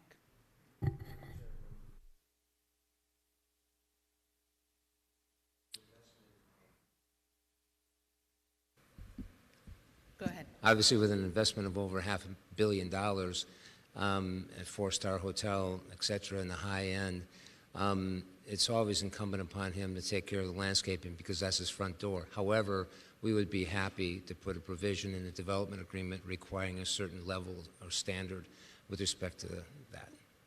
And one of the reasons it's important for us to have this go before council before the break is, as I said, this has been going on for 5 years, and in every development you have your capital markets, your equity, your debt, and they have been standing by patiently for a long, long time, but that patience is pretty much run out. So we really have to get this thing moving by the break, and then we can start moving toward the design, the development, and everything else. So that's why we're not rushing this. It's been 5 years, but I appreciate it. Thank you. Councilwoman O'Brien. Thank you, Chairwoman. In regards to landscaping, for brand new developments in the suburbs of Phoenix, we have some new best practices. And while obviously that would be a little bit different in downtown, I hope we will still be considerate of the fact that we do need to be water wise. And so while maintaining and providing shade and beautiful areas, I do want to make sure that we're also being careful in that regard. And thank you, Mr. Wood, for agreeing to landscaping maintenance requirements. I think that is important. I'm going to move to a different subject, if that's okay, and I hate to sound like a broken record, but I still am a recovering school board member. And so this is something, whenever GIPLETs come up, I hear about from constituents across the city, and that is that the school districts lose when the city of Phoenix grants a GIPLET to a developer. So could you please talk to that, Chris? It'd be my pleasure. Madam Chair, Councilwoman O'Brien, a couple of different things as we look at protecting our school districts. Number one is the City Council did create a policy a number of years ago that any GIPLET moving forward has to hold the school district harmless. In other words, the revenue that they get off of the property today, which is minimal, it's a parking lot, they have to meet the requirements of the education equalization to make sure that the school districts are held harmless. And they do provide a check when the property switches onto the GIPLET tax rolls after construction is complete. They do provide a check to each of the school districts, in this instance, Phoenix Elementary and Phoenix Union. And then when the properties come off of the GIPLET in 8 years. As we've said, the parking lot's been there for quite an extensive period of time. They do move on to full ad valorem property tax rolls, and the school district does get the lion's share of the property tax at that time. So today you've got a property, and I'm going to guess because I haven't looked at the numbers, but you've got a property that's paying the school districts maybe $10,000 or $12,000 a year in property tax. When this project comes off the GIPLET, my estimate would be the school district will be making about $1 million a year in property tax. So we do hold them harmless during the term of the GIPLET lease to ensure that they're not harmed, their students are not harmed, and then when it goes on to full ad valorem property tax, the school districts see the greatest benefit, as do all taxing jurisdictions. So they continue to receive the taxes that they would have received as if it was never developed. Madam Chair, members of the subcommittee, that is correct. And then at the end of that 8 years, they go to full value of the developed property taxes. That is correct. And it's important to note that during that 8 years, exactly as you put it, they are held harmless. They don't lose any property tax. And it's a formula that is put forward because the way that the language is written, there's kind of a formulaic in the legislation. So they actually get a little more than they're getting today on property tax to make sure that they are truly held harmless. Okay.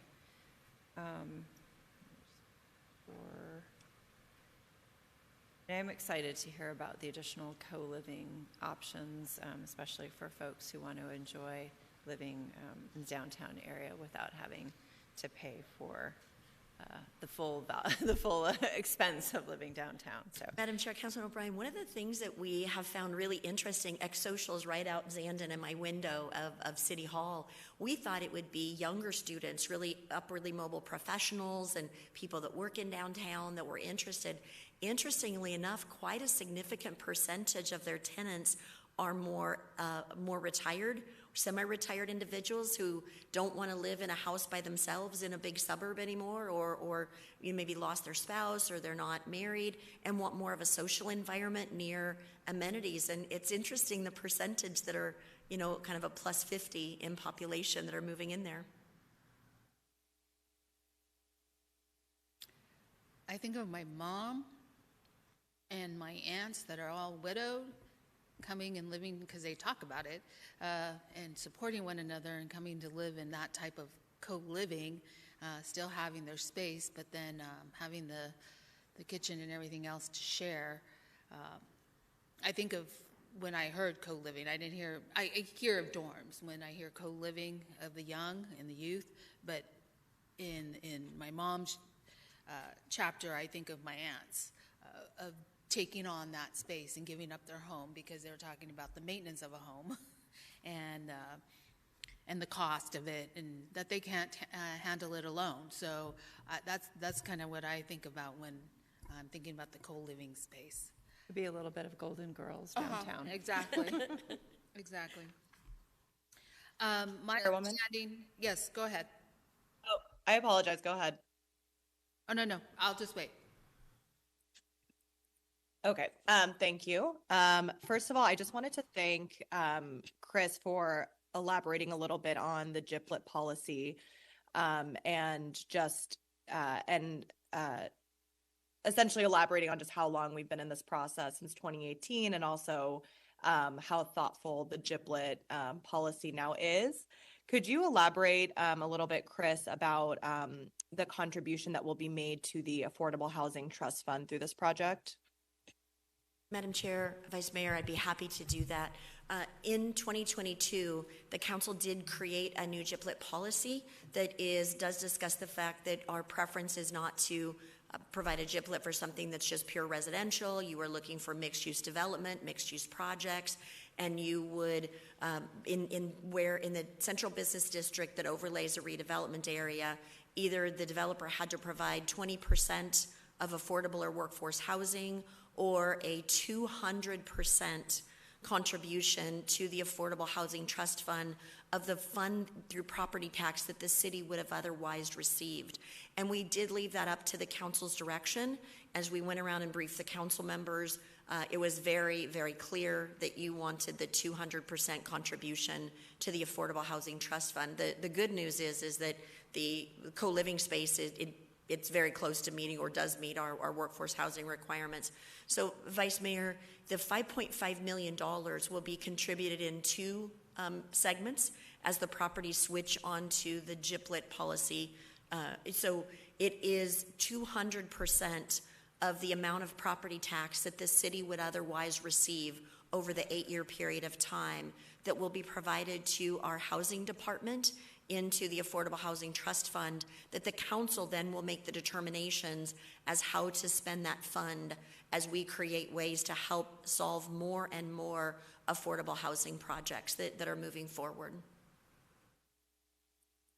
Got it. Thank you. So 5.5 million. That's great. And then you mentioned, this has been ongoing since 2018. There's been robust community outreach. Can you talk a little bit about what you've heard about this project over the years from the community, and maybe what other community benefits are being provided through the GIPLET program?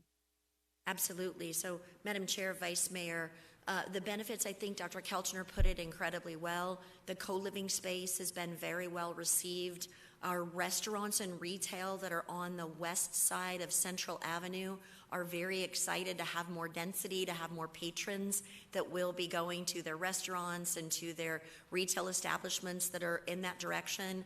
We've heard that the community's pleased that the density is really pulling to the west side of Central Avenue. We're starting to see great activation of that particular area.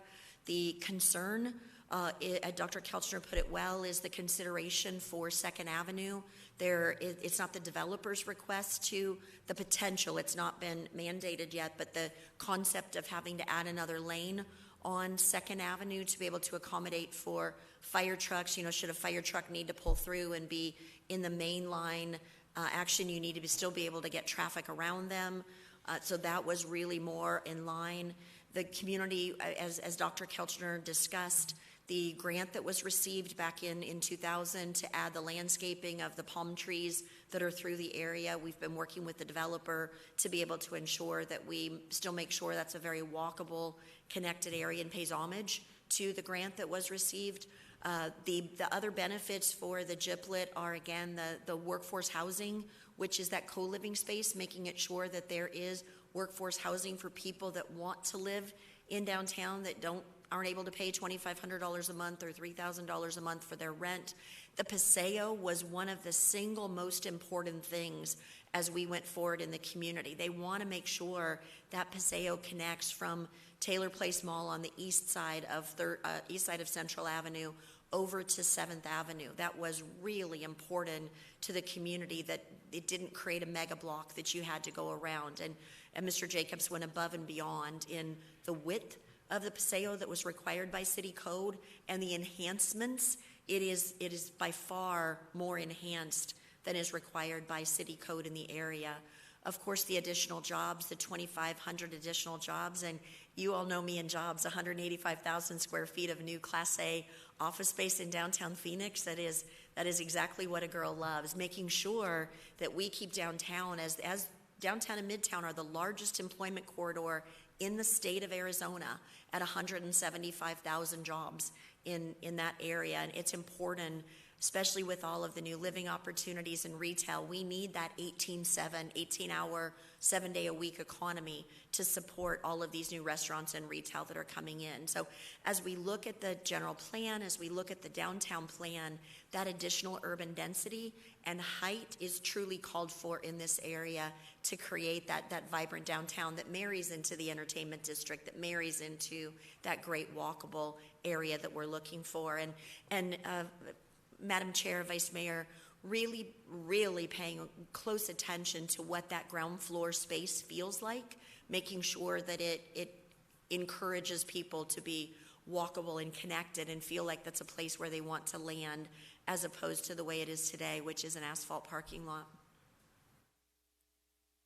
Thank you so much, Chris. I think that's extremely helpful background for everyone to be aware of, just the amount of work and thoughtfulness that's gone into this and the benefits that it'll bring to the community. As you mentioned, it's a $535 million investment in downtown, 4,000 construction jobs, 2,500 permanent jobs. And as we continue to talk about just the desire and our collective goal to build a world-class city and a world-class downtown, I think that is part of the reason why I wholeheartedly support this agreement. I think bringing about Arizona's new tallest building for the first time since Chase Tower was built in 1972 is such an exciting addition to Phoenix's growing skyline and just to the progress that our city is making. I am a downtown resident. I love how downtown is growing. There's so many new restaurants and coffee shops and places to go, and this added density will just be a huge asset. So I'm thrilled, and I'm really happy that we were able to update our GIPLET policy so that this project will also result in such a large influx of cash to our Affordable Housing Trust Fund. So thank you for your work on this, and of course, looking forward to more of the community meetings that will take place, and I'm sure they will result in more positive movement on this project. Thank you. The Housing Trust, when will that start? Because that's critical. Yes, Madam Chair, absolutely. So the deposits will be made at the transfer onto the GIPLET lease of those amounts. So if we, as Mr. Wood stated, the developer is very anxious to get moving forward. It's about a 3-year construction, 30-month construction timeline. When it transfers onto the GIPLET, we won't transfer it onto the GIPLET without them making that contribution to the Affordable Housing Trust Fund. Okay. Well, I would like to thank everybody who has worked on this project. It's been 5 years. It's been a conversation for 5 years, it seems like, and ever-evolving conversation. My question is, and my final thought is that between now, if we take a vote today, and in 2 weeks, I think it is, then in between there, community meetings can happen, and if anybody on the dais changes their mind, then we have a final vote where we could change our mind if community isn't satisfied. Okay. I just wanted to understand if that's what's happening. Madam Chair, we will report back to you following each of these public meetings. We'll report back to the 4 members of the subcommittee so you know the outcome of those. We'll also incorporate that into our council presentation. Okay, thank you. Is there a motion? Move to approve. Second. There's a there's a motion on the table and a second. All those in favor, please say aye. Aye. Aye. There are no nays. The motion carries. Thank you. We are down to any public comments. No additional speakers. Okay. In looking at our April 28th meeting, June, there's one item, but then I look at the future agenda items that probably have already gone through. Chairwoman Pastor and subcommittee members, at this time, we have the one item, which is Central and Columbus Avenues parcels for redevelopment, RFP. Based on today's presentation, today's meeting, we're going to bring back the Central Business District expansion, potential recommendation. And then the other items right now are for future agenda items. Any of those can be moved up. And then we are still soliciting to see if there's any additional items from city departments. Okay. All right. Well, if you guys have any items, let me know. Meeting adjourned.